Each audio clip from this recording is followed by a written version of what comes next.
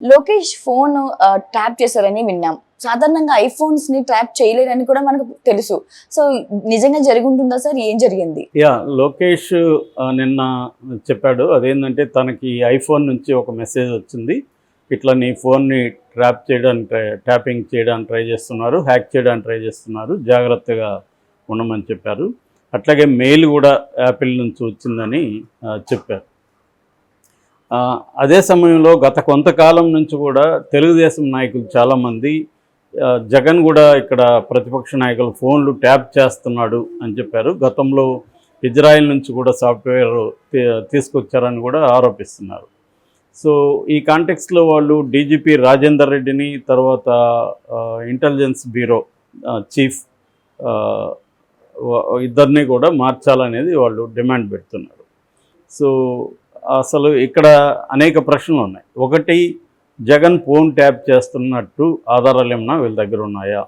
రెండు, ఐఫోన్ని ట్యాప్ చేయడం సాధ్యమవుతుందా అనేది. మామూలుగా అయితే నేను చాలాసార్లు మన ఛానల్లో చెప్పాను ఫోన్ ట్యాపింగ్ గురించి.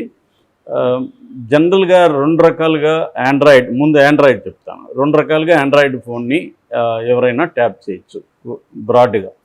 ఒకటేమో ఫిజికల్గా ఆ ఫోన్ మన చేతిలో ఉండాలి. ఇప్పుడు నీ ఫోన్ నా చేతిలో ఒక 10 మినిట్స్ ఉంటే నేను ఒక స్పైవేర్ని ఫోన్లో ఇన్స్టాల్ చేయగలను.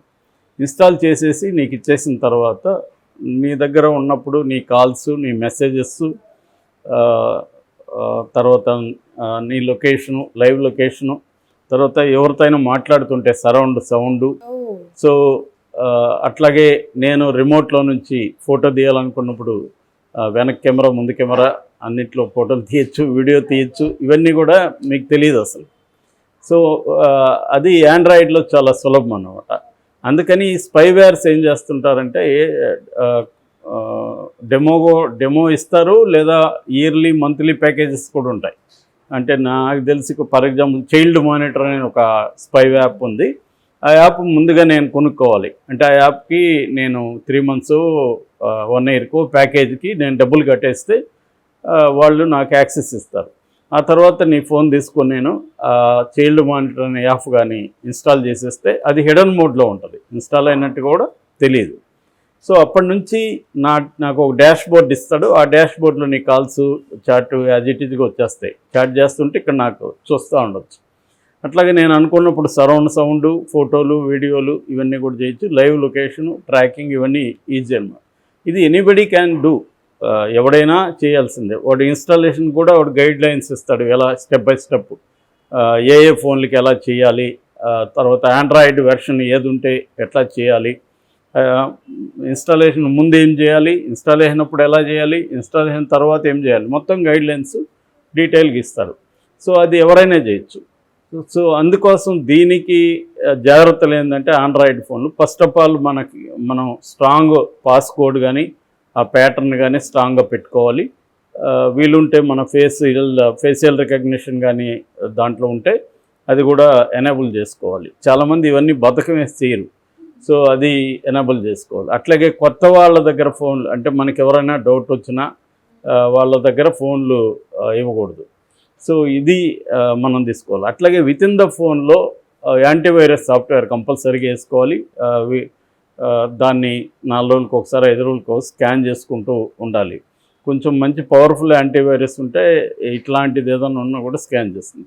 అట్లాగే జనరల్గా మనం ఏం చేయాలి, ఫిజికల్గా చెక్ చేసుకోవాలి. అంటే ఇప్పుడు గూగుల్ ప్లే స్టోర్ ఉంటుంది, దాంట్లో గూగుల్ దీంట్లోకి వెళ్ళి దాంట్లో ఆప్షన్స్ కొన్ని ఉంటాయి, సెక్యూరిటీ ఆప్షన్స్. అవి ఎనేబుల్ అయ్యిందాయా లేవా అంటే ఇప్పుడు ఇన్స్టాల్ చేసేవాళ్ళు అవన్నీ డిజేబుల్ చేసినాకే ఇన్స్టాల్ చేస్తారు. సో తర్వాత అన్నోన్ సోర్స్ నుంచి సాఫ్ట్వేర్ ఇన్స్టాల్ చేయడానికి మనం ఓకే చేస్తారు వాళ్ళు ఇన్స్టాల్ చేసేటప్పుడు. మళ్ళీ మనం దాని అంతా కూడా చూసుకోవాలి. అట్లాగే యాప్ మేనేజ్మెంట్ అనే ఒక ఆప్షన్ ఉంటుంది సెట్టింగ్స్లో.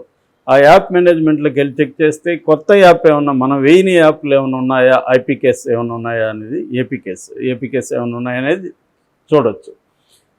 తర్వాత ఇన్స్టాల్డ్ యాప్ అనే ఒక ఆప్షన్ ఉంటుంది యాక్సెసిబిలిటీలో. అక్కడికి వెళ్ళి చేసినా కూడా ఇన్స్టాల్డ్ దీంట్లో కొత్తది ఏదైనా కనబడితే దాన్ని డిలీట్ చేయాలి. సో ఇటువంటి జాగ్రత్తలు తీసుకుంటే మనకి మన ఫోను హ్యాక్ కాదు. సో ఇది ఒకటి. రెండవది రిమోట్ మోడల్లో ఎలా చేయాలి. రిమోట్ మోడల్లో అయితే మామూలు వాళ్ళు చేయలేరు, అంటే దాంట్లో హైలీ ఎక్స్పర్టైజ్ అయి ఉండాలి.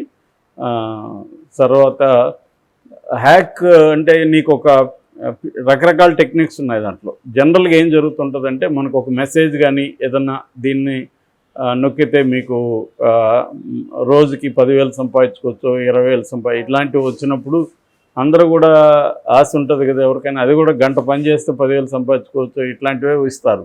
అంటే ఎప్పుడైనా కూడా సింపుల్ గుడ్ రూల్ ఏంటంటే మరీ ఈజీగా డబ్బులు సంపాదించుకోవచ్చు అని కానీ ఎవడని చెప్తే నమ్మద్దు. సింపుల్ రూల్ అది. సో కాబట్టి అట్లేమి ఎవడేమి మనకి ఈజీగా వచ్చి మనకి డబ్బులు ఇవ్వడు, కాబట్టి అదేదో ట్రాప్ అనుకోవాలి. అందువల్ల మనం దాని మీద నొక్కామంటే వాడు ఇమీడియట్గా మన డీటెయిల్స్ అంతా వాడు ఇన్స్టాల్ అయిపోతుంది రిమోట్లో. సో అట్లాంటివి నొక్కకుండా ఉండడం, అట్లాగే అన్నోన్ కాల్స్ని లిఫ్ట్ చేయకుండా ఉండడం, ఇట్లాంటివన్నీ జాగ్రత్తలు తీసుకోవాలి. ఈ మధ్య కొంతమంది ఏం చేస్తున్నారంటే ముఖ్యంగా అబ్బాయిల్ని, కొంతమంది ఎక్కడో నార్త్లోనే ఎక్కడో ఉంటారు అమ్మాయిలు, వాళ్ళు వాళ్ళ న్యూడ్ వీడియో లైవ్లో చాట్ చేద్దామని పిలుస్తారు. వీళ్ళు పోయేదేముంది సరదాగా ఫన్ కదా అనుకుంటే మొత్తం పోతుంది డబ్బులు. సో ఇలాంటి ట్రాప్స్ రకరకాలుగా ఉన్నాయి. అంటే మనం బేసిక్గా ఫోన్ ఎందుకు కొంటున్నాము, ఎందుకు వాడుతున్నాము అన్న క్లారిటీ లేకుండా ఈ ట్రాప్స్లోకి, ఎగ్జైట్మెంట్లోకి వెళ్ళి, టెంప్టేషన్లోకి వెళ్తే మాత్రం మన ఇన్ఫర్మేషన్ అంతా పోతుంది. ఓన్లీ ట్యాపింగ్ అన్నా పర్లేదు, మనం వింటే వినుకుంటాడులే, చాట్ చేస్తే చూసుకుంటాడు అనుకోవచ్చు, కానీ బ్యాంక్ డీటెయిల్స్ వెళ్ళిపోయి మన డబ్బులు కూడా ఖాళీ అవుతాయి. సో అందువల్ల జాగ్రత్తగా ఉండాలి. చాలామంది ఫోన్ ట్యాపింగ్ దానికోసం చేస్తారు. అదర్వైజ్ చాలామంది దగ్గర ఏం రహస్యాలు ఉంటాయి, మామూలుగా మాట్లాడుకుంటారు, సరదాగా ఉంటుంది, దాన్ని వింటే వాడేం పిక్కుంటాడు, అదేం జరగదు. కానీ డబ్బులు పోయే ప్రమాదం ఉంది, మా డేటా అంతా వాడి దగ్గర ఉంటుంది. సో ఆ జాగ్రత్తలు తీసుకోవాలి. ఇది ఆండ్రాయిడ్కి సంబంధించి. అందుకని ఏం చేస్తుంటారంటే గవర్నమెంట్స్ ఎలా చేస్తాయంటే, గవర్నమెంట్కి ఎక్కువగా ఇజ్రాయెల్ అమ్ముతుంది ఇలాంటి సాఫ్ట్వేర్. సో ఇజ్రాయెల్ అవి 100 కోట్లు, 200 కోట్లు, 300 కోట్లు ఉంటుంది. అందులో కూడా రకరకాలు ఉంటాయి. ఫర్ ఎగ్జాంపుల్ వాళ్ళ సాఫ్ట్వేర్లో మన ఫోన్ నెంబర్ ఇస్తే చాలు, మన ఫోన్ ట్యాప్ అవుతూ ఉంటుంది. ఫోన్ నెంబర్ తెలిస్తే చాలు ట్యాప్ చేయొచ్చు. సో ఇలాంటి పెగాసస్ అనే సాఫ్ట్వేర్ బాగా పాపులర్ ఇజ్రాయెల్ నుంచి. సో ఇప్పుడు ఐఫోన్లో చేయొచ్చా అంటే ఐఫోన్లో కూడా చేయొచ్చు. యాక్చువల్గా ఐఫోన్లో మామూలుగా ఎన్క్రిప్టింగ్ ఇది బాగా బలంగా ఉంటుంది వాళ్ళకి. అందుకనే ఐఫోన్లు ఎక్కువ మంది ఎందుకు కొంటుంటారంటే దాంట్లో ఎన్క్రిప్టింగ్ అండ్ సెక్యూరిటీ ఫీచర్స్ బాగుంటుంది. కాకపోతే దాంట్లో కూడా ఈ పెగాసస్ లాంటివి చేయొచ్చు. మామూలు వాళ్ళు అయితే ఇప్పుడు ఇందాక చెప్పిన చైల్డ్ మానిటర్ లాంటివి కష్టం, దాంట్లో ఇన్స్టాల్ నేను చేయాలనుకున్నా చేయలేను. థర్డ్ పార్టీ యాప్స్ చేయడానికి అది ఒప్పుకోదు. సో అప్పుడు ఏం చేయాలంటే దానికి ఒక మెథడ్ ఉంది, అది జైల్ బ్రేకింగ్ అంటారు. అప్పుడు అట్లా చేయాలంటే నేను నీ ఫోన్ ఫిజికల్గా నాకు అందుబాటులో ఉండి నేను ఆ జైల్ బ్రేకింగ్ చేస్తే అయినా కూడా నీకు తెలిసిపోతుంది జైల్ బ్రేకింగ్ చేస్తే, ఎందుకంటే అప్డేట్స్ ఆపేస్తుంది, ఓఎస్ అప్డేట్స్ ఆపేస్తుంది అన్నమాట. కానీ అదొక మెథడ్ ఉంది. సో మామూలు మనుషులు అయితే చేయలేరు, కష్టం అవుతుంది. కొద్దిగా ఎక్స్పర్టైజ్ ఉన్నవాళ్ళు, హ్యాకింగ్లో ఎక్స్పర్టైజ్ ఉన్నవాళ్ళు కూడా ఐఫోన్ చేయగలరు. సో అందువల్ల ఇవాళ ఏంటంటే హ్యాకింగ్ నేర్చుకోవడం పెద్ద కష్టం కూడా కాదు. అనేక ఇన్స్టిట్యూట్లు ఆన్లైన్లో కూడా హ్యాకింగ్ నేర్పిస్తున్నాయి, ట్యూటోరియల్స్ దొరుకుతాయి.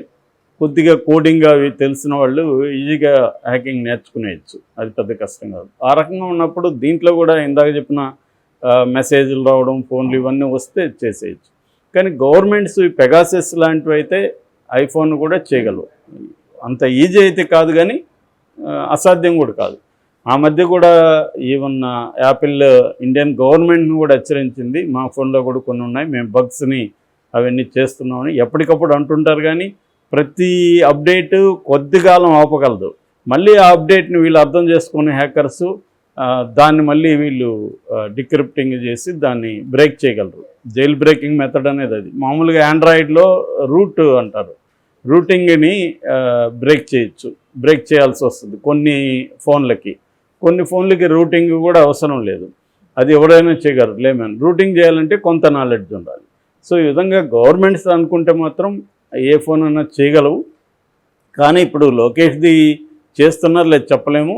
కానీ ప్రతి గవర్నమెంట్ కూడా, ఇదే తెలుగుదేశం అధికారంలో ఉన్నప్పుడు కూడా వైసీపీ కూడా ఇదే ఆరోపణలు చేసింది.